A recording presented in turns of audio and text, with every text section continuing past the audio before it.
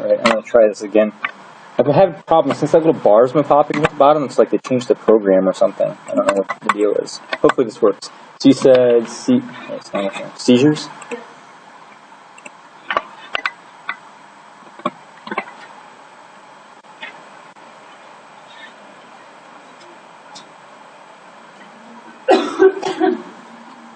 Are you sure we got all the way to seizures?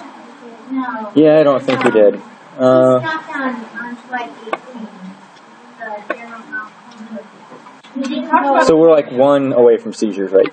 Then We stopped on the one about Edema. I don't know. Did we do this one? We didn't do this. Okay, so here's where we'll start. But we did talk about agnosias and dysphasias, right? And I told you dysphagia is not the same as with the G, where it's actually swallowing problems. This is actually speech or language problems. Okay, and then motor functions. So when you look at motor functions, there are different changes you can have in tone. Tone is talking about the tension in the muscle. So how much strength you're putting into a muscle. If you remember from physiology, in physiology you learned that tone of a muscle's always contracted slightly. Like your GI tract is always slightly contracted, and as soon as you die, then it relaxes and your GI tract actually lengthens out about 3 feet because of that. Muscles, skeletal muscles are the same way. If you have hypotonia, what's going on with muscle tone? How would you describe those muscles? They're probably, I would think, weak, right? So if tone's talking about the tension you create, you have a decreased tone, that's a weakness of the muscles. So what would hypertonia be? So excessive tone, we call it when they're firm, they're very, starts with an R. Rigid, yeah, so rigidity. Where hypotonia would be something like weaknesses, hypertonia would be rigidity. A lot of times we look at somebody with Parkinson's and we say, you know, they're not able to contract the muscles properly, but the problem is that they're actually not able to relax the muscles. So what do you see with Parkinson's? If they can't relax the muscles, what are they going to get? Hypo or hypertonia? Hyper. They're rigid. When they're movement, think about it this way. If you're tightening your legs and you're trying to walk across the room, how do you move? You move really good, nice, easy strides? No, you're trying to walk with stiff legs. You have this like short walking. If you ever watch somebody with Parkinson's, that's exactly what they do. You walk with a very stiff tone because they're constantly tensioning muscles. Okay, so tonia. And the next one, alterations in movement. So if you describe the way that they're moving, they can have a hyperkinesia. Kinesia is referring to the movement of the body, or hypokinesia. So hyper is excessive movement, where hypokinesia is decreased movements. So tonias and kinesias are not the same things. One's the tension in the muscle and one's the movement of the muscle.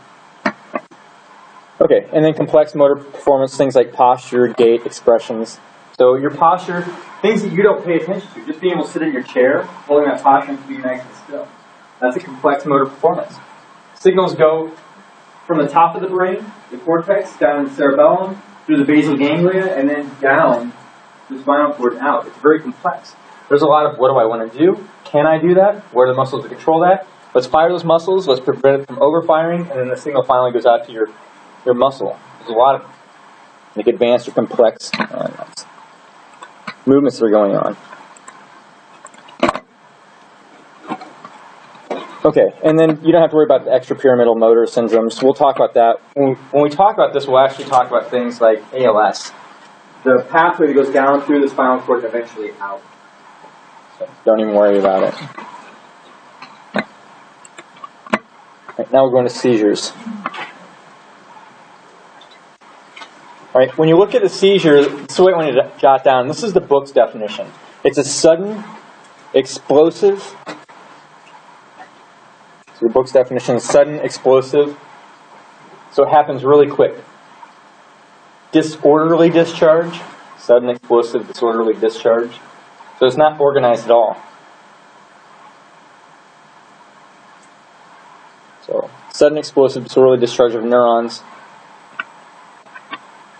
And what it does is it produces a sudden, transient, which means it comes and goes, alteration of brain function.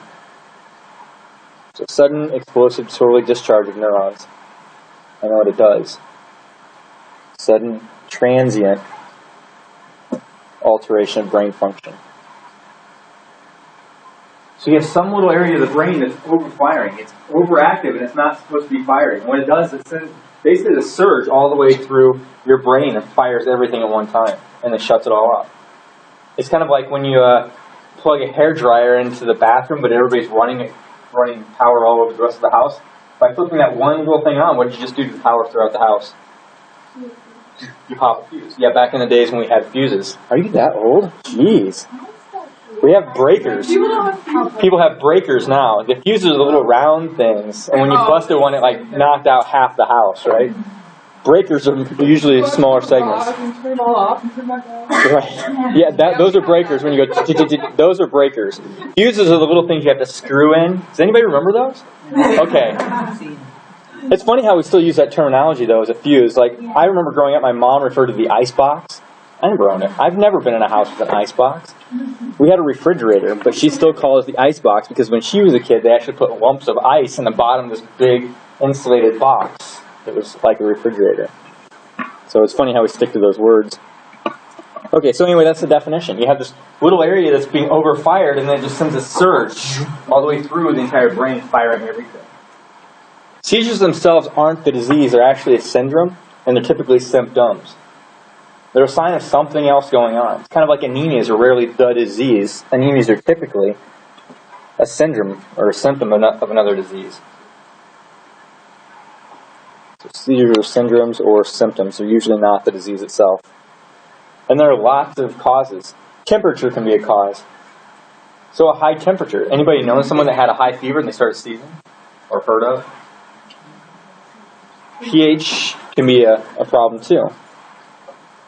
So when you change the pH too much, it causes those neurons to start misfiring and then can cause seizures. Fatigue can be another cause. You're so tired the neurons aren't firing properly and they cause this irregular or disorderly discharge.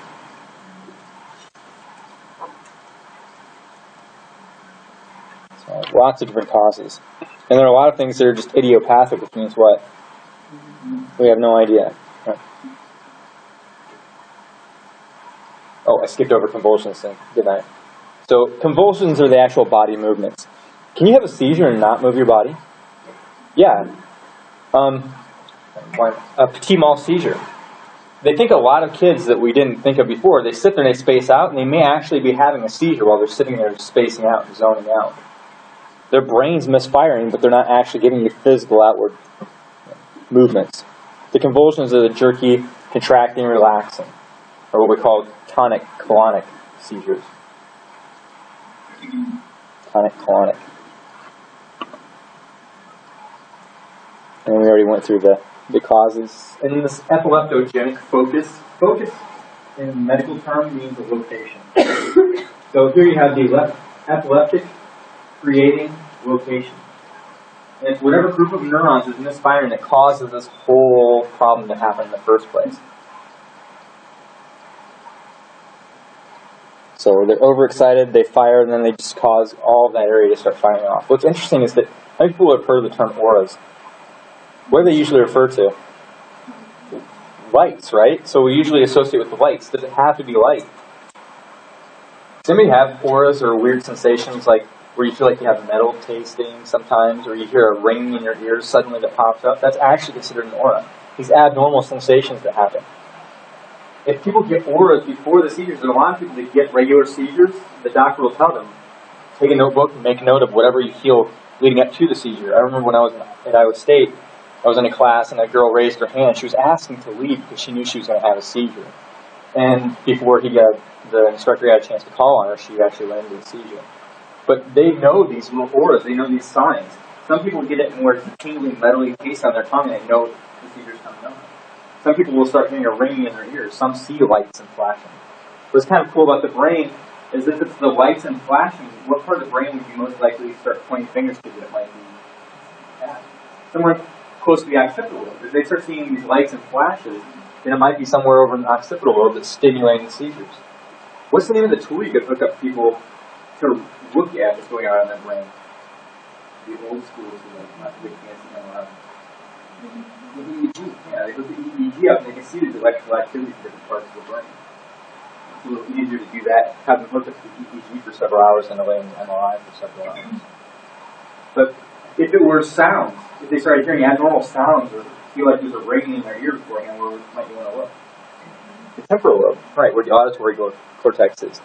Or the gustatory cortex for taste. Or how about if they smell something really weird, just like this abnormal smell? What's that sensation called? Olfactory, yep. So you look at the olfactory cortex. Sometimes it's weird memories that pop up. Those are still types of auras. So epileptogenic focus is where the problem starts. Okay, and then the seizures, there are a couple general stages. Two major types, petit mal and grand mal. Petit meaning a small seizure and grand meaning a large one. The petit mal are usually the ones that you don't actually see, like physical outward appearance changes. Usually these are the ones where they kind of like just become spaced out. Which, anybody know what the name they call that when it happens to little kids? Absent seizures, right. So they're conscious, they're just kind of like out of it. They're spaced out, they zone out somewhere. The grand mal is when we usually associate the convulsions, the tonic-clonic seizures. So these tonic-clonics, it sends an impulse all the way across the brain. It shocks the whole brain. It stimulates the motor cortex, and it causes these movements in the motor controls. And they start jerking around, and then it shuts the whole brain off. It shuts the whole brain off, so what are you worried about? Respiratory. Yeah, they actually stop breathing briefly. So the control goes down to their heart, the control goes to the breathing, all that stops briefly when they reset. Kind of like a concussion. We haven't talked about concussion here yet, have we? Unless we did that. All right, so the different phases, you have something that's called the prodroma phase, and the prodroma phase can actually happen days before. So it can be hours to days beforehand. They get this uncomfortable feeling. It can be things like a headache that's happens a day, several hours before. Kind of an uncomfortable, nauseous feeling. Some people get a little depressed. They actually feel their mood change dramatically. Those are all prodroma. They feel tired. And the aura phase usually happens within minutes before the seizure. And the aura is this abnormal sensation, like light, sound, touch, taste, smell. They might feel tingling, like shocky feelings down their fingers. If that was the case, then you might want to look towards the motor cortex, or somatosensory cortex. So if they twitch their fingers, or if they feel abnormal, like tingling sensations, you want to look through here. A lot of these signs tell you where the epileptogenic focus actually starts. And then the tonic phase, about 10 to 20 seconds, when their muscles start contracting. And if they make a sound, a lot of times we'll call it this epileptic cry, because what happens is they tense the muscles in their lungs, and they breathe out excessively really quick, and it makes this loud sound, and then suddenly respiration stops. So they start seizing and tensing. These are skeletal muscles, and they just seize up. And then after that, they go through the clonic phase, which is muscle spasm, just the jerkiness. This is usually, if they're sitting in a chair or they're standing up, this is when they actually hit the ground. The ANS starts getting really active. So what's the ANS mean? Autonomic nervous system. What systems are we talking about? Autonomic is fight and flight and rest and digest. What are they? Sympathetic and the parasympathetic nervous system. So it changes things like their heart rate, sweating. And at this point, this is usually where they lose consciousness. They might feel the initial contractions, the jerkiness, and then the last one, the terminal phase, they're limp, they're quiet. If you look at their EEG, it's a flat line. There's nothing electrically going on up in the cortex. Can the aura phase be nausea also? Yeah, the aura can be the nauseous symptom. I think it's a good example. Well, because I was just thinking, like, I had this happen to me in the hospital. Like, we were moving a patient back in the bed, and he was realizing really sounds so we were using with his skin. And we like, got back in the bed and returned him, and he said, like, I feel like I'm going to get sick. Don't touch me. And then, like, a couple seconds later, he had a patient seizure. He's really scary. Yeah, had he had seizures before? Yeah. So he knew he was feeling it coming out. Yep, that could be an aura too.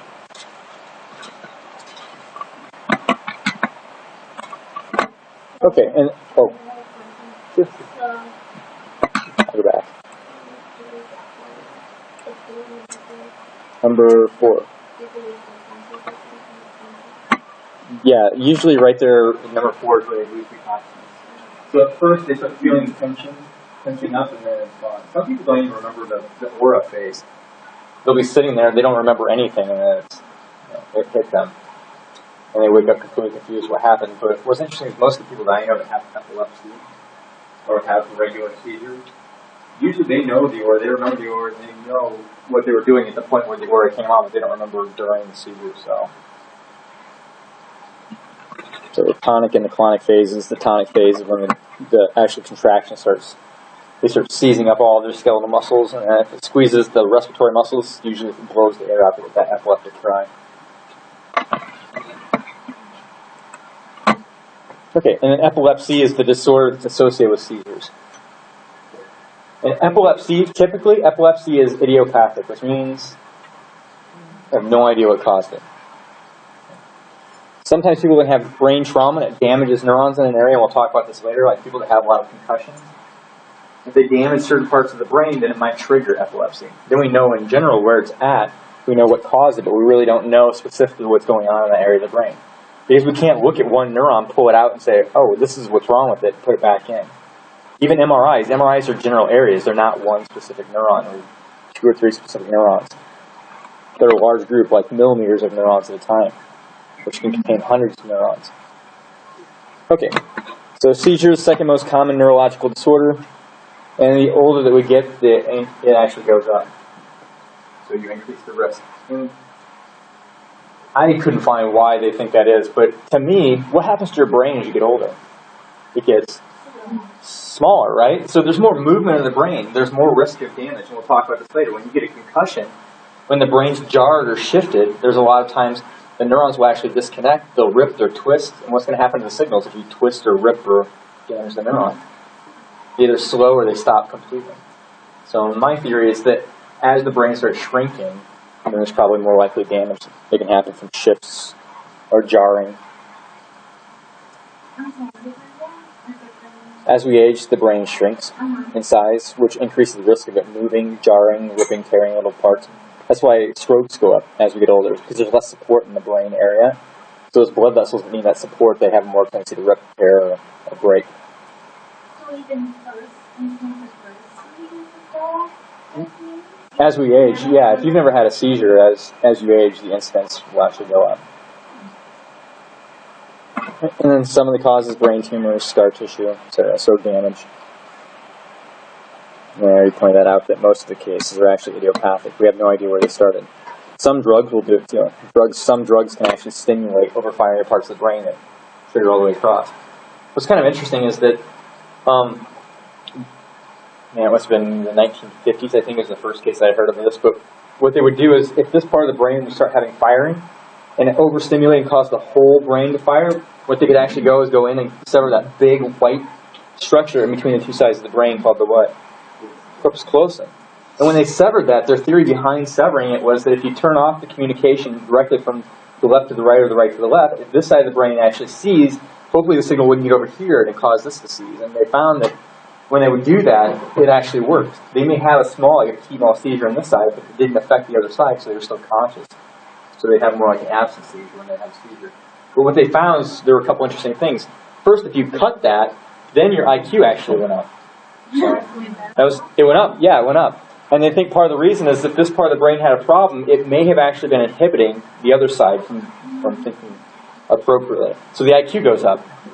If you're interested in that, you could actually take hundreds of seizures a day and get your brain cut. And the other thing is that when you split this in older patients and younger patients, small children, they didn't have much of a symptom, but in older patients, these two sides of the brains have learned to communicate really well. When you split this, they actually became split brain personalities. Not like personalities like this is Bob and this is Joe, but the way this side of the brain actually would perform based this side, it would control the body a little differently. So what side of the brain or body does the right brain control? The left. And what about the left controls the right side? So some of you probably heard the story before, but when they did this to this one guy, and I love this story, they severed it down the middle, and he was an accountant. What side of the brain would you refer to him? a left brain, right? So we geeks are typically left brain people. And over here, logic, math, reasoning, all of that, he loved going to work for his accounting job. But what was interesting is when he started going back to work, he would button his shirt with his right hand. When he got done, his shirt was unbuttoned. Anybody remember why? Because his left hand would unbutton the shirt as fast as he could button it. Why did the left hand unbutton it?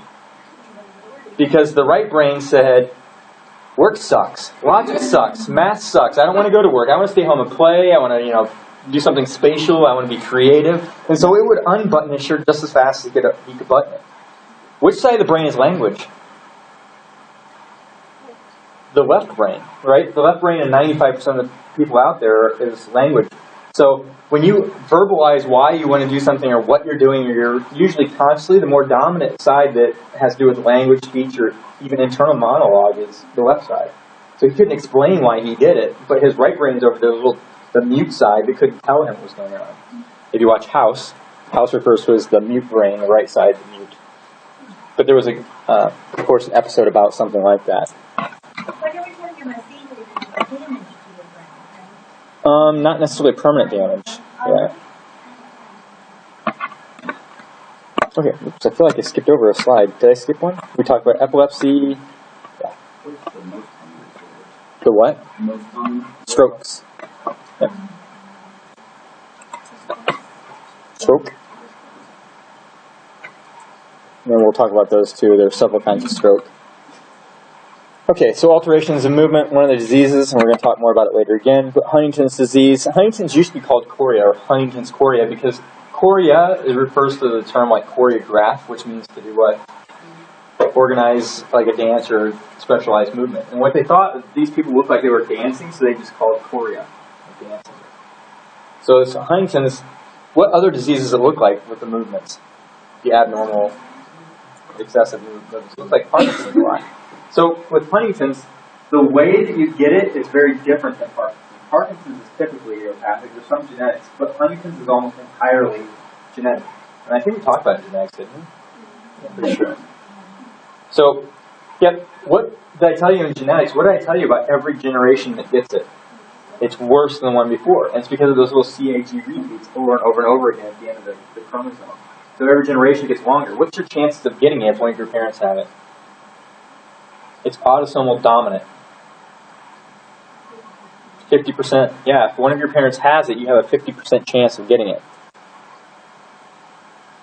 I read somewhere that the number one cause of death is people's suicide. I don't know. I know that in MS, suicide goes up because MS doesn't actually kill you. It shortens your life by, on average, like 5 years, and that's it.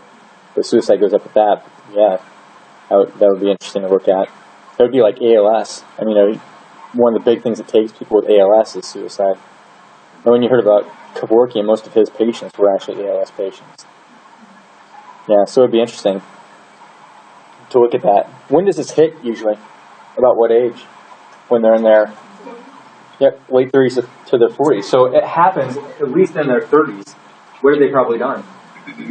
Had children, reproduced by now, or by then. Right. So the movements are very similar to Parkinson's. How you get it's very different. It's almost entirely genetic. You can have mutations that cause it too. Is there any genetic test that they can do on them? Like, can you take a genetic test or I don't know if they will actually do the genetic test. Did you say yes? I know we know exactly where it is, so I don't know why there wouldn't be a test. It's on chromosome 4, and it's a long CAG repeats at the end. But I don't know how easy it is to get that or how expensive it is, because doing a specific chromosome test like that is kind of pricey still. Yeah. Yeah. If your parents had it, if your parents were like in their 50s and you're still in your 20s, yeah, I'm sure there's a test out there. Whether many people get it or not, I'm not sure. Yeah. Okay, and what you want to remember in this situation is with Parkinson's, anybody remember the name of the neurotransmitter? The important neurotransmitter of Parkinson's is dopamine. With this, you're looking at GABA, so gamma-aminobutyric acid, GABA. GABA is an inhibitory neurotransmitter. So, similar to Parkinson's, it's loss of inhibition. The location is very similar too. This affects the basal ganglia, so down deep in the brain. Areas that shut off involuntary movements.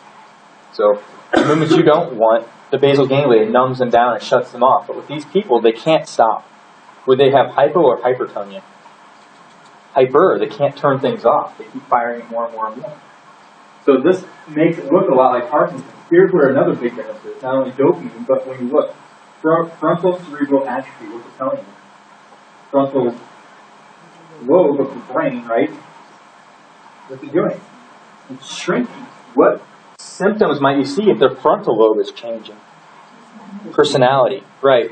So where Parkinson's, their personality, who they are, is usually the same. Cognitive impairment's not a regular thing with Parkinson's. People late. And that's usually because of years of depression or thoughts related to Parkinson's. But with this, it's actually structurally changing their brain. So their movements change and their frontal lobe starts changing. Things like memory, they'll have memory deficits. Their planning, their personality, reasoning, all those things start going. What other disease does that look like? Alzheimer's. So to me, when I remember Huntington's, I always put it right in between Alzheimer's and Parkinson's. It has Parkinson's-like symptoms, but it also has Alzheimer's-like symptoms.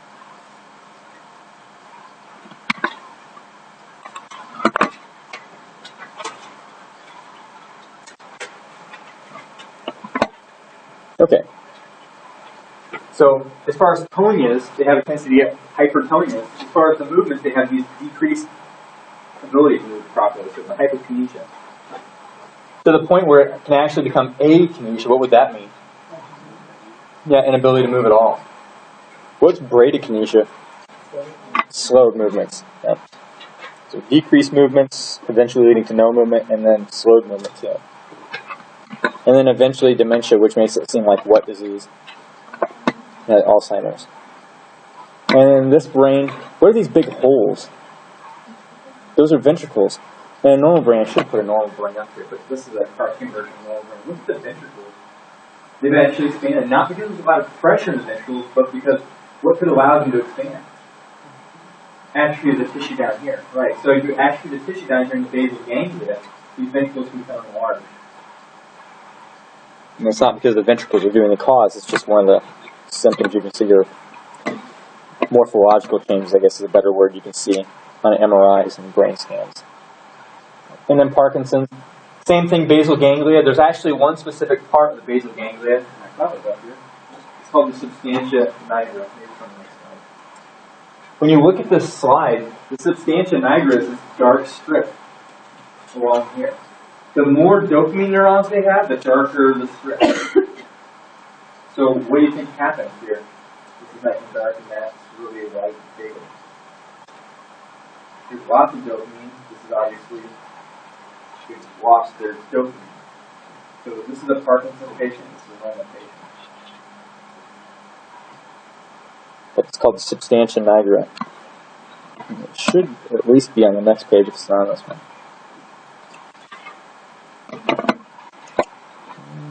There it is. Down here, substantia nigra. It's just a different perspective.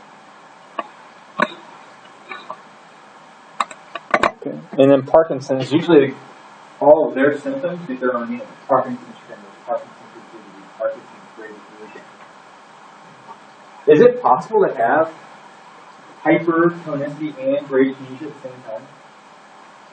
Isn't hypertonicity overactive muscles? Yeah, it's specifically the tone which makes it harder for them to move, right?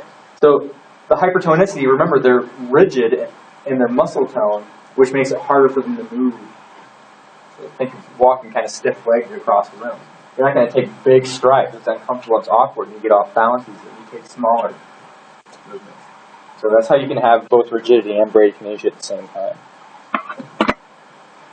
And then some of the different things that happen to them, like the pill rolling and the movement in the mouth, they're constantly moving all over the place. They can't shut things off appropriately. And then most of the cognitive affective symptoms, so the thought-like processes, are usually revolve around depression or mood disorders, because not because it's affected the brain, but because it's affected their psyche, the way they think, like psychological way they think.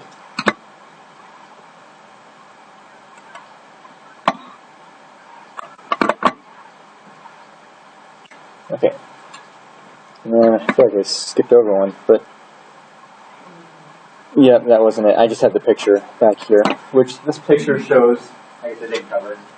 What's happening is when you send signals down in the muscles, you have a special little pathway that involves substantia nigra and the basal ganglia in general. And what's happening is that as you fire towards muscles, you have to shut those muscles back off. There's little kind of loose that comes around as a safety loop. So if I want to lift my arm straight in front of me like this, I can lift it up and I stop. My deltoids would fire to pull it up a little bit higher, but at the same time, you're going to have like the teres major and everything going back here trying to pull me down. So as my arm starts to drop a little bit, a signal goes to my brain and says fire the deltoids. But when it goes up just a little tiny bit, the signal that goes to the deltoids is blocked. It says, whoops, too far, stop. With Parkinson's, they can't stop. So when their arm starts to drop, they'll actually do what with the deltoid? They'll fire it, but can they stop it efficiently? Nope, so it overshoots their destination, and then when it finally stops, then teres goes, whoa, that was way too far. It fires. And instead of bringing it back to normal, it overfires because you can't shut it off. So what are they doing the whole time? Up and down, up and down, up and down like this. So when they want to have this intentional movement to pick something up, they're constantly shaking their hand up and down trying to move to it. Who's the actor that you usually hear about with Parkinson's disease? Yeah, Michael J. Fox. I actually watched a Back to the Future interview a few weeks ago with him. It's strange watching him trying to even pick up a glass of water. It just seems so different because he overshoots, undershoots, overshoots, undershoots constantly to pick up the water and bring it back. Okay, so general outcome of different lesions, we're still talking about that, but one thing can be loss of cerebral homeostasis, which is balance in the brain region. So it can change things like hemodynamics. What's that referring to? What kind of fluid? Blood fluid. Yeah, so it can change blood flow to different parts of the brain. It can change the pressure inside the brain, and when you see this, increased intracranial pressure is usually abbreviated IICP. It can cause regular fluids like edema, so water moving into the tissues. So these are three general outcomes of loss of cerebral homeostasis. And of course, hydrocephalus means what's on the brain? Water. Yeah, excessive water on the brain. Right, so any of those three things, if you have increased pressure going to the brain, increased blood in the brain, increased fluids in the brain, you have to keep in mind what's the protective covering holding the brain, the dense thing around the brain. It's the skull, right? If you have expansion, does the skull, is it okay with that? It just expands for the brain? Nope, there's no expansion. So if you increase the pressure in here, you increase the water, you increase the blood, what happens in there? It's going to smash what? Brain tissue. Again, it's going to compress the brain tissue. That's a lot of fat, basically. So you have to watch out for any kind of swelling. And then now we're back to that IICP. So some of the hallmark symptoms of swelling in the brain or increased pressure in the brain are things like headaches, so general vague headaches, vomiting. Papilledema is referring to swelling around the optic disc, so visual changes, or even visual reflex pattern. If you have a structure growing in here, like a tumor increasing, it's squeezing things around it. The interesting thing is the brain will kind of adapt for a while until it can't adapt anymore. So it'll work around it. Have you ever heard of somebody having a grapefruit-sized or an orange-sized tumor pull out of their head? Yeah, that thing didn't just grow overnight. It's been growing for years and years and years, but the brain adapted while it was growing, slowly compensated until it couldn't do it anymore. So you have to watch for those signs. And they were probably experiencing more and more headaches over that time, too, and they just kind of blew it off like it was nothing. Migraines they're a headache, but they're kind of a more intense type of headache. Is there a cause for the brain? It's migraines, their cause? Yeah, it's changed. It's vaso changes, blood vessel changes are the cause of migraines. And they're trying to get away from that, and they're saying, well, it's other things, but they all come back to the blood vessels again. So, yeah, that's changes in the size of the blood vessels. Okay, so we'll talk about a couple of things. First is edema in the central nervous system. So when you talk about edema, what are those three things we're talking about? Fluid, right? So it's fluid, it's water in here. And you see swelling in one part of the brain, look what it's done. It shifted everything over to the side. Look what it did to the ventricles. Kind of smashed or compressed them. What would happen to the pressure in here when you're compressing them? It goes up. Where would you test for increased pressure in the ventricle? How could you test something for that without digging into the skull? Yep, spinal fluid, because that ventricle is going to connect all the way down to the central canal going down the spinal cord. And so if the pressure increases there, it's just a hydraulic property that pushes the pressure down the spinal cord. You have them bend over a little bit, you put that needle in between the second and third lumbar vertebrae. And if it starts pushing out with higher pressure, you know there's high pressure somewhere, it's most likely in the brain. So it makes it kind of nice because we can test what's going on in the CSF without actually digging or drilling a hole in their brain. Okay, so edema, why is this such a big problem? I think I already kind of said that. Is there a lot of room for expansion in the brain? No, because of the skull. What about the spinal cord? Plenty of room?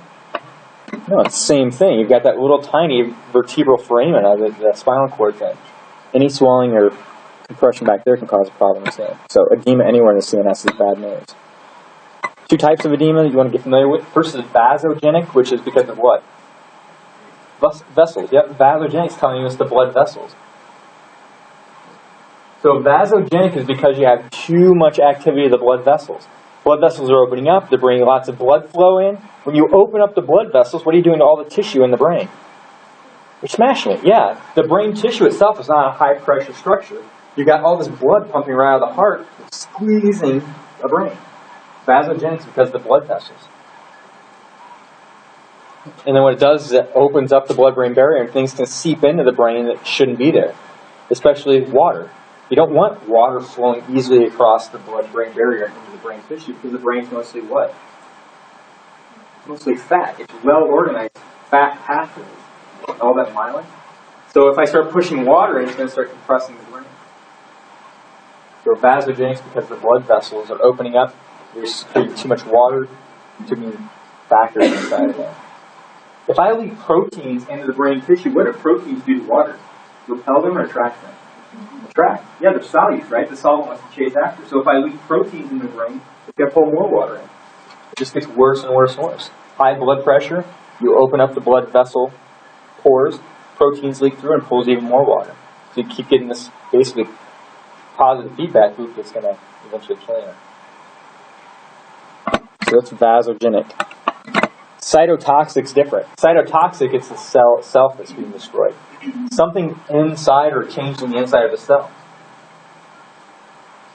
So if I cut off blood flow to the brain, what's the brain always need? Sugar and oxygen, right? So glucose and oxygen. It needs that. What's the organelle that needs it inside of your cells? The mitochondria. In the first week of class, we talked about that reperfusion injury.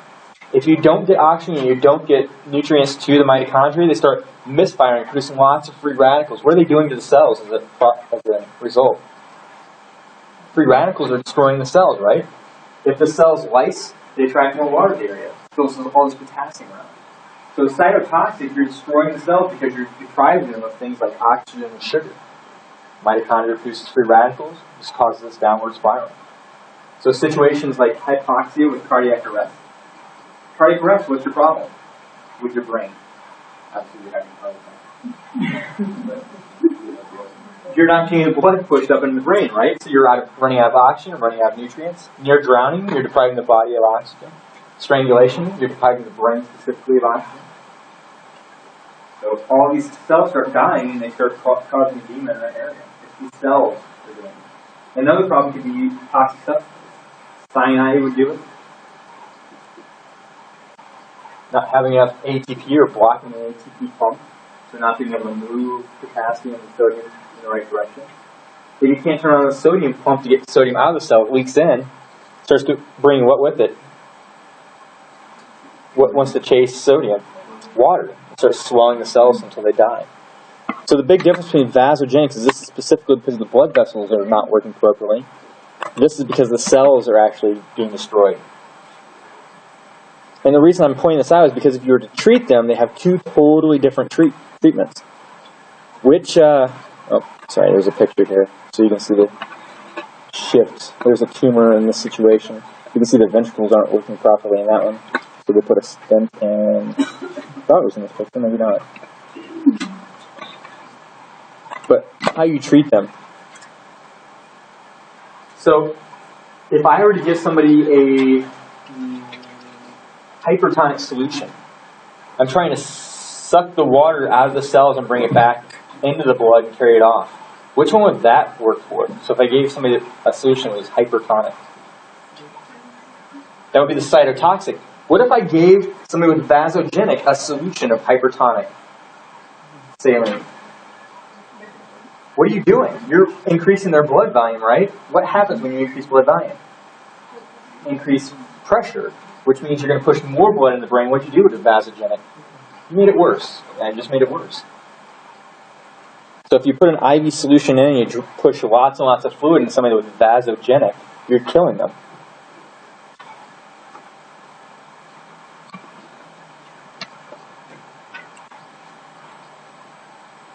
Okay, and then IICP, and I'm not going to make you memorize all the steps of this, but it's kind of cool when you understand the brain how all this works. So normal pressure is 5 to 15 millimeters of mercury. How do we test that? You know where we test that at? So intracranial pressure, 5 to 15 millimeters of mercury. You test it in the brain? Test it in the spinal cord, exactly. You test it in the spinal cord. But things that can increase the pressure, tumors, edema, hemorrhaging, and here are the different stages. This is kind of cool to look at. Stage 1, so you get a little bit of swelling in the brain. Let's say you were playing baseball and you got smacked in the head with a baseball, right? And it knocked you out and you came to. Because I'm conscious, does that mean I'm okay? No, if I hit hard enough to actually knock me out, there's probably a little bit of damage inside the brain, right? Just because I'm conscious doesn't mean nothing's happening. But if I broke some capillaries or some blood vessels up here in my brain, what's going to happen in that area? I start swelling inside, right? The interesting thing about stage 1 is that very beginning swelling, my brain goes, whoa, there's damage over in this area, and it's kind of like a sinking ship there, start redirecting things, right? So the brain's going to try and compensate. You don't see a lot of actual physical symptoms or physiological symptoms during stage 1 because the brain's compensating. But as you go down a little bit, think, if the brain didn't compensate and you move into stage 2, now where's the only place you can squish your brain? Your brain can't swell out through the temporal bone or frontal bone or occipital bone. It can move down to the only big hole in the skull, the foramen magnum. So as it's squeezing back, what's it going to start smashing? The brainstem. And then what were the 3 areas of the brainstem starting at the top? Top part is the midbrain, pons, and then medulla. So you start seeing symptom changes in that order too. The midbrain controls what kind of reflexes, do you remember? I can't do it. I was looking around for anything that was kind of hollow, but didn't work. Yeah. Like dramatic sounds, right? But I was trying to get your reflexes going. It's light and sound reflexes. So you're going to start expecting changes to things like light and sound. How do we know? If somebody gets knocked out and we bring them, they come to, what do you test them first? Test the pupils. You start shining a light over in the pupils and see if you can get that light reflex going, right? So you're trying to get that. So there's stage 1, stage 2. Why would they start being maybe a little bit more tired? Why would they start being a little more tired? What's the other thing that runs through all 3 parts of the brainstem? The reticular activating system. So you're going to start look for changes in pupil and their awareness, their awakening. So if they're like, oh man, yeah, maybe I just need to take a little nap. And then you test their pupils, and their pupils aren't working exactly right. Then you start to be concerned because it hit their reticular activating system. It's also moving on the midbrain. There's swelling going on somewhere. And then they keep watching them. What was the pons primarily for that I told you before? To help regulate what kind of breathing? The fine-tuning of the breathing. So as you get further along with the breathing, here we go. So dyspnea, there's long breathing, and then you can see some changes.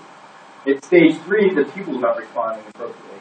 Stage 4, they have something called Cheyne-Stokes respiration, which is Cheyne-Stokes breathing. Cheyne-Stokes is when they do this. They go, and then they stop. Why were they breathing heavy in the first place? Take a guess. What are they trying to get out? CO2. But now that they've got lots of CO2 out, what are they lacking? CO2. So what do? To try and accumulate CO2, they stop breathing. The fine-tuning for the pons predicts your level of CO2. When you've lost the pons, the only part of the brainstem that's running right now is what? Medulla oblongata, and all it knows is CO2. If you don't have enough CO2, it makes you hold your breath. If you have too much, it makes you breathe heavily, right? So I start breathing heavy. I just blown up way too much CO2. By the time that CO2 level changes in my brainstem, it's like too low. So I stop. And then if I stop breathing, what happens to my CO2? It accumulates to the point where the brainstem goes, whoa, too much CO2, and the medulla goes, well, breathe heavily again. It's constantly going back and forth. That's Shane's Stokes. At stage 4, when they start doing that breathing, that's usually when they'll roll them into the operating room and do what? Help them. Drill a hole in their head, exactly. With their craniotomy, they'll just drill a hole. Why are they drilling a hole? To let the pressure go out the hole instead of down towards the spinal cord, the rest of the brainstem. So yeah, it's kind of interesting when you know the different parts. The first thing you're going to watch for is reticular activating center changes, and then the midbrain, and then the pons, and then eventually it hits the medulla oblongata. There's not much you can do at that point. Because it takes out the RAS, makes them sleepy, affects the midbrain, which controls their pupil response, and then finally they're fine-tuning their breathing, and then all they have left is the medulla. If that's gone, then they're gone. So, stage 3, there you go. Surgical intervention, or intervention. All right, and then herniation is just when it's compressing the brain. Oops. It's when it's compressing the brain, trying to squeeze it down. So what kind of sucks a little bit is that the brain has this flaw. So as the intracranial pressure goes up, you don't actually perforate the tissues very well. So what's the brain thinking? You need more oxygen, right? You need more oxygen, more flow, so what's going to do? It's actually going to increase the pressure. Make sure your heart rate do what? Go up. Make sure your heart rate go up. You start breathing heavier. You're trying to get more movement going through, and it actually is doing what kind of a loop? Positive feedback loop. Yeah. So it's dangerous. So your blood pressure rises, which creates more pressure, which eventually causes herniation. And I think on the next slide I have a picture of what it looks like. There you go. It's called a direct hemorrhage. So here you can see part of the cerebellum. There you got the brain stem. There's a level of the medulla. It actually bursted the blood vessels in the medulla oblongata. There's so much pressure that it blew out the blood vessels in the medulla. And there's no coming back from that. It's called a direct hemorrhage. I don't know if it's on the slide or not. I don't see it up there. It's DUR, direct hemorrhage. Yeah, so if a herniation is not corrected, there's your final outcome. Here's a picture of the stents. So hydrocephalus, you can see water accumulating. You can actually see lots of water accumulating here. In this situation, it's actually compressing part of the brain instead of the brain shrinking and allowing it to get bigger. This person had lots of problems going on there. Here you can see they destroyed part of the brain floor. Here they definitely had a stroke or some kind of damage because you see all that liquid back in the throat that's happening. Problem after problem, we've got issues. So hydrocephalus, too much fluid in the ventricles, they can actually put stents in. So if there's a blockage, they can just bypass the clot. Go from one ventricle to one of the other ventricles. If they have a pocket of fluid built up here, they can actually put a stent in to bypass it over to, what's the layer of matter that has CSF in it? The arachnoid, yeah. So they can go over in the subarachnoid space, or they can go over to another one of the ventricles to bypass.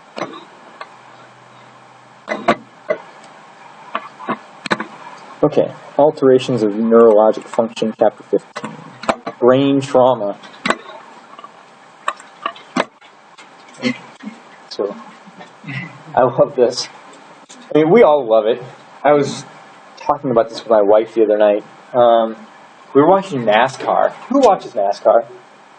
What do you watch for? The accidents, right? So I was spacing out. We were eating dinner with her family, which anything becomes interesting then. Crap. Yes, but anyway, anything else becomes interesting. So I'm like spacing out watching NASCAR, and because it was on at the restaurant, and I was just thinking, who does this? Left turn, left turn, and they actually show the drivers too, like why? How do you even know who it is? They got the helmet and they have the tinted shade over it. It could be anybody in there. There's somebody in a Hollywood studio sitting in the middle of the car doing this. But yeah, we love it. Gladiators, we like seeing the accidents. We love seeing people beat each other to death. It's just natural. But who do you think is in the most accidents in brain trauma? What sex? Yep, and what age group? Number one are in, the 20s. So in the 20s, because we do stupid things to impress chicks, or our buddies, or both. And then who do you think the second most common males that have brain trauma would be? Elderly. Why elderly? Because they fall. Yep, so they've lost balance coordination and they fall. So it's young males first and then elderly males are second. And then some of the damage, when you look at it, things like natural falls, violence, flipping over your motorcycle or doing those crazy tricks. Or my situation was driving to the side of a dump truck. That was brilliant. But brain trauma, you have lots of different types. And we'll talk about different subcategories too. Overall, from the outside perspective, you can classify it as being open or closed. So open means that it's penetrating. If somebody gets shot in the head with a nail gun, boom, that's open, right? It's penetrating. The thing went into their brain. It actually penetrated the levels of matter, the dura, the arachnoid, into the brain tissue. That's open. Closed, if they were in a big accident and shattered part of the skull, but it didn't break the dura, the arachnoid, it's considered a closed trauma. So a lot of places where you'll see open traumas are, well, if you have an intense, jagged thing that punctures the brain, or you can actually go through the nasal cavity. So structures can damage the nasal cavity in the brain. And I just mentioned this, but closed. So blunt trauma means that you didn't actually break the dura. You can see that the skull broke, but not the tissue underneath.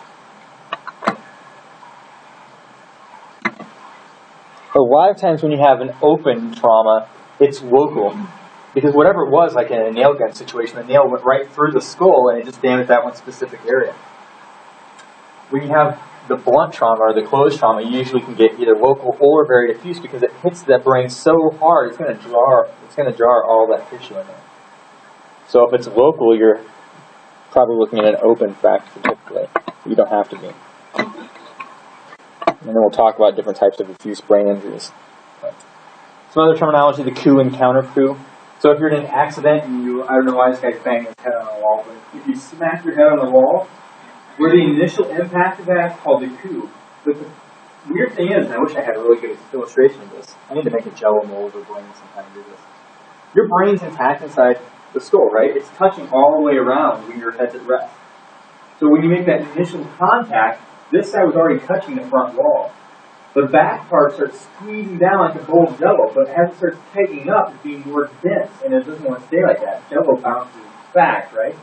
So when it starts going in the other direction, it bounces back more forcefully. You have all that space in between, so it goes slap all over the place. So a lot of times the counter-coup injury is actually more dangerous than the coup, which is the frontal part in this situation. Where the first contact, that's the coup, the bounce back is the counter-coup. It's like if you are an EMT or a paramedic or whatever, they teach you that there's not just you hitting the tree for an accident. There's your car hitting the tree, there's you hitting the steering wheel, and then there's your internal organs slamming into each other, right? Same idea with the brain. Boom, the brain slams in the front, but then it bounces back into the back. So counter-coup injuries. And typically the effects of these coup and counter-coup don't happen until 12 to 24 hours after the accident. Oops. So a lot of times you'll get things like shearing forces, which we'll talk about, which will rip the neurons. And you can't always see them on an MRI or an EEG or anything. 12 to 24 hours later. And that's why they tell you don't let them do what? Yeah, don't let them go to sleep. You don't know what's going on yet. So here are a couple examples in this situation. So is this the front or the back here? This is the back. How do you know this is the back of the brain? That's the cerebellum, and what's that thing? Spinal cord. So where did they have the most trauma? In the frontal lobe. This is a counter-coup injury. How could that possibly happen? How could that frontal lobe be counter-coup? What'd they do? Yep, this person slipped and fell backwards in a bathtub. But look where the damage is at. They hit their head, the back of their head on the ceramic tub. But where was the damage? The frontal lobe. Yeah. So that would be an example of a counter-coup injury. Let's see, focal brain injuries, you can isolate, you can see it. When we talk about damage, we'll talk about concussions and contusions. One example of a focal brain injury, you have a contusion, and contusions, the key is that they're visible. You can see them. So they had damage, you can see where the damage is at. You see damage right there. Or you up on the top side, you see damage there. So contusions, if you have an extradural, where's that referring to? Extra means outside the dura, right? What if you had a subdural? It means it's down below the dura. Yeah, it's just telling you the direction. But these are both what? Hemorrhages. What happened?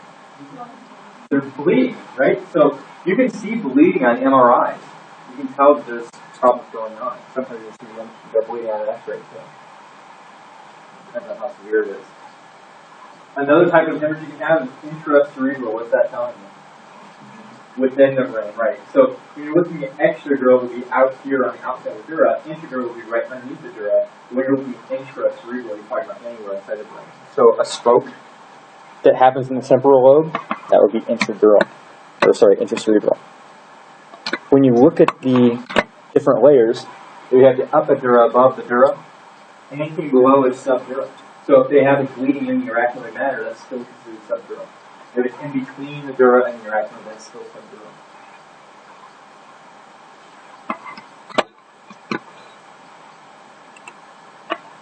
And here's an example. So here's a subdural. And this is subdural because you can actually see the brain tissue itself. If this were extradural, you'd see that layer of dura matter, and then you'd see all of the left body coagulating. Like, there's actually a piece of the dura. You see how white it is? I think they're moving completely. This is subdural, below the dura.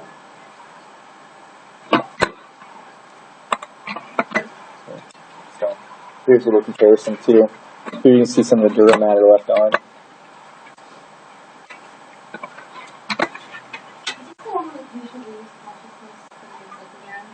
That can happen with either, yeah.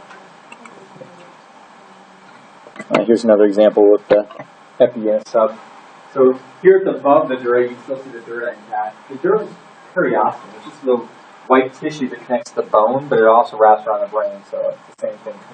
If you're an osteo person or a neuro person, what you call it. But there you see the bleeding is definitely outside the dura. With this one, they actually had to peel the dura off so you can see underneath. Right, when you look at the blood vessels, epidural, usually those are arterial in nature, where the subdural are typically venous in nature, and this is actually significant. Which one's higher pressure? Arterial. So which one do you think might be more acutely fatal or acutely dangerous? Epidural or subdural? Why would the epidural be more acutely dangerous? Higher blood pressure. You got a lot of pressure going on. Is it going to stop as easily as the vein? No, with the vein, if the vein's bleeding here, it's weak pressure, it's mild pressure. The brain tissue may actually just crimp that off eventually, or the dura might pinch it off. But with venous, it has a tendency to pinch itself off because the pressure's so low. With arterial, it's going to keep pumping and pumping. You've got a lot of pressure. And what sucks is that if you pop an artery and the pressure decreases within the brain, what's the brain going to think? Turn the blood pressure up, go higher. So now what's it doing? It's pumping even more in the brain, but the brain's still thinking it's low. So the arterial ones are actually the more dangerous ones. The venous ones, just to give you an idea, alcoholics, what are they doing to the size of their brain? They're shrinking it, right? They're dehydrating their brain. They're shrinking and preserving their brain. So it shrinks in there. When they break blood vessels, it's usually because the blood vessels are weak, they pull a little bit and they rip. They tend to have a tendency to rip the venous ones. So a lot of alcoholics, when they die, if you look in their brain, they're going to have lots and lots of these little venous subdural hematomas that have happened, and they've clotted and they've created scar tissue on their brain over years and years. So the ones that become more chronic are typically the subdurals, where the acute ones that are typically fatal right away are epidural. And the signs of something like this is that they get more headaches, chronically more headaches. They may slowly lose balance and coordination of their fingers or sensation of fingers. Slow processes that happen over a long time. So they just blow it off it's just been really weak, or a long week, or it's been really tough at work, and I'm just really drained. Or man, boss is so stressful, the spouse is so stressful, the kids are so annoying, I just keep getting these headaches, I just wish everybody back off. They like to blame it on other things because they don't want to believe that, hey, you've got damage in your brain, man. No, we always think it's somebody else, not us. So those are contusions. Those are very visible type of damage.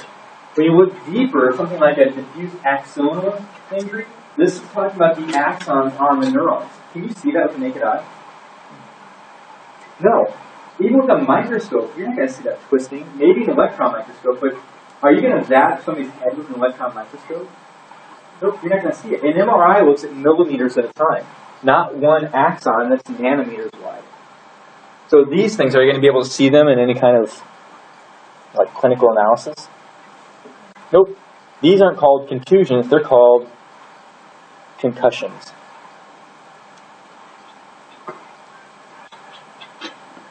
So let's say somebody gets hit in the head, they get knocked out, you take them into the emergency room, they get their head scanned, they see nothing.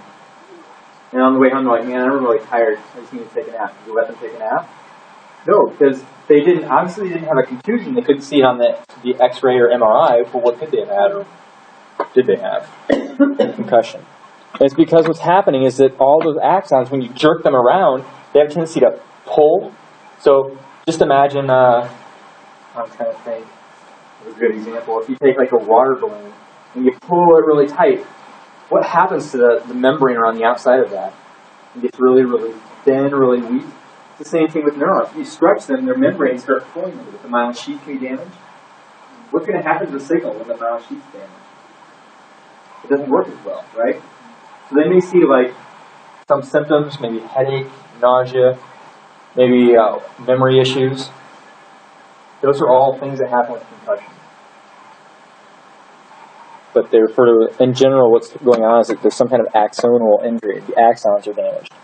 And I don't know if it's up or not. There's 3 categories you want to look for symptoms. There's physical.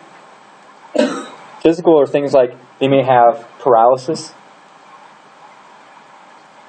It may be as much as just a little finger. They're like, man, I can't feel my finger. I can't move my finger. So paralysis or even sensory deficits or defects. Those are physical symptoms. You can't see it on an X-ray, but their actual ability to do things might decrease. It can be cognitive, things like memory, confusion,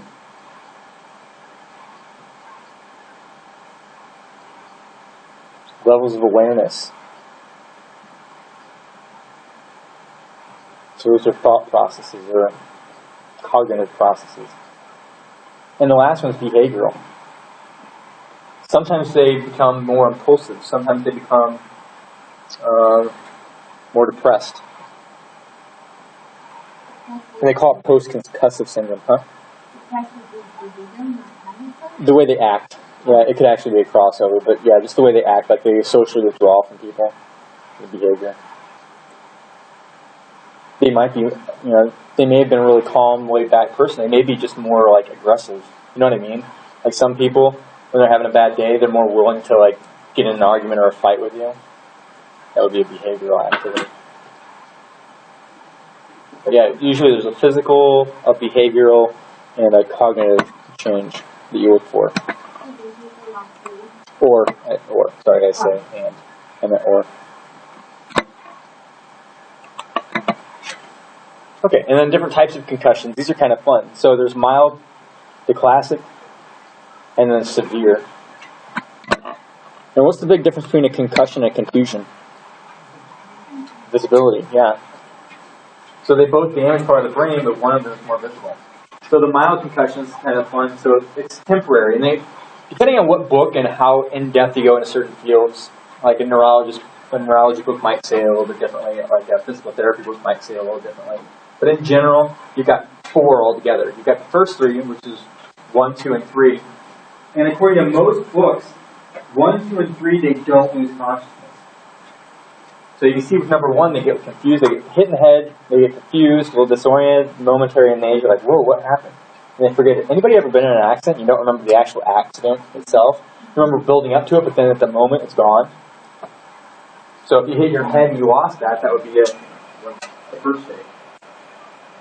This one's interesting too. Number 2, retrograde amnesia. things from the past. So it's not just that moment, but actually leading up to the accident, it's totally going, like, how did I get here? I have no idea how I got in this situation. And this third one, they have confusion but retrograde, they don't remember how they got in that situation, and they have a problem storing short-term memory for a while. So if you tested them, you gave them, I want you to remember these 3 items, pretty piece of cake, and then 5 minutes later you said, can you remember those 3 things? What? I have no idea. No, So, concussion with increases Alzheimer's. Is that the same with confusion? Is it any brain injury? That would probably be any brain injury too. But when we were studying memory, when I was at Iowa State, one of the tests that we had is we would do all these memory tests with people, and before they would fill out a form on how many times in your life you blacked out that you can recall and been knocked unconscious or had concussion type situations. And they found the more blackouts or concussions, the worse your memory was. And I started counting up all the times I got knocked out. I was like, oh my God, I'm so lucky I can't remember my name. I remember a time in 4th grade I blacked out and I fell down a flight of steps. I remember when I was a kid and my stepdad cut a rabbit open and I smelled it, blacked out, fell down a flight of concrete steps. I slammed in the side of a dump truck with a 4-wheel, knocked my ass out. I got hit in the head with a baseball. I'm just like going through the whole list of all the times I've been knocked out in my life, and I'm thinking, gosh, I'm so glad I can remember my name. So yeah, I'm terrified that I'm going to get Alzheimer's because of all these things, all these times I've had concussions. But all of these, they have to do with the confusion and then some kind of a memory deficit, but not stay blacked out. That's where it gets really touchy with different books, with whatever field you go into, is because some books, like the physical therapy book I looked at one time, said that stage 3 means that you're passed out, but for less than 5 minutes. So, for the sake of your book, all 3 of these have what in common? Confusion and memory, but none of them you lost consciousness yet. The next one's the fun one. Because of all the sports out there, you can play basketball, somebody can come down and hit you in the head with an elbow and knock you out, right? You can play baseball, obviously, and get hit in the head with a baseball and get knocked out. You can play football and somebody hits you so hard it knocks you out. There's one sport out there that the whole purpose is to knock the mother out, right? And it's a grade 4. So grade 4, the whole purpose in boxing is to knock them out, to create a grade 4 concussion. So this is technically called loss of consciousness for under 6 hours, but more than 5 is what they actually say. If you're knocked out for more than 6 hours, guess what we say? It's not a concussion anymore, it's a coma. Yeah. So they're hit so hard, it's interesting what happens. You have a disconnection of cerebral system from the brainstem and the reticular activating system. You got hit so hard that it shuts the reticular activating system off like that. I mean, I fall asleep really fast at night, but I don't fall asleep that fast. I sit on the couch and within a few minutes I'm out. But these, within a second. So they're hitting them so hard it dissociates the reticular activating system from all the other systems. It knocks them out. Right. This is still a concussion, so can you see it on an X-ray or an MRI? No. But what happens is that there's enough physiologic change that they not, when unconscious, that you can't actually see it, so there's no substantial anatomical stuff. No physical change in there. It's a physiological or psychological change, which psychological we'll talk about in a second. And then they get the anterograde or the retrograde amnesia, what happened, where am I? And then this last one, the post-concussive syndrome. Almost all these people that had a grade 4, they get this. And it's interesting because they've had so much axonal damage all over their brain, they get this overall change, and usually it's mood, personality changes. Sometimes they get sensation disorders. Numbness, tingling. So common signs of post-concussive syndrome are mood issues, personality changes. Depression is regular. Headaches are another regular problem. And this post-concussive can last hours, days, even years afterwards.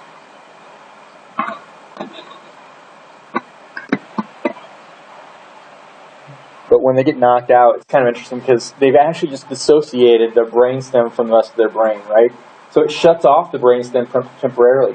What's going to happen to their heart rate? You know what your medulla oblongata does to your heart? It slows it down, right? So if the medulla oblongata is out of the picture, what's the heart rate going to do? It's going to jump up real quick. So they get what? They get tachycardia at first, and then they'll actually get bradycardia in a little bit. But they get tachycardia at first. They've lost consciousness. So what do they usually do? Can they keep standing? Nope. Motor control is done, so they just buckle over. What about their breathing? Can you breathe without the brain involved? Not. So brain in general, you have to have the medulla oblongata, right? So if you just shocked and shut off the medulla oblongata, what else did they stop doing? They stopped breathing. Yeah. And then when they come back, usually their sympathetics a little bit more like jittery, so they start sweating, a little panicky feeling. Their blood pressure plummeted at first, and then it comes back. It's insane. I had a friend that did mixed martial arts, and he's like, "Oh, you should come watch." I'm like, "You're a dumbass." Okay. Anyway, so diffuse axonal injury means broad overall. It's changing the axons all over the place. Now you're talking about this. If it lasts more than 6 hours, what's the situation? So the mild would be the first three. The moderate would be the knock them out, stage 4, and then severe, of course, is the coma. Even coma you can separate into mild, moderate, severe. So if they're in a coma for 6 to 24 hours, it's a mild coma. A moderate coma is if they're out for 24 hours to, I don't know if it's 3 months. And severe is it's irreversible coma.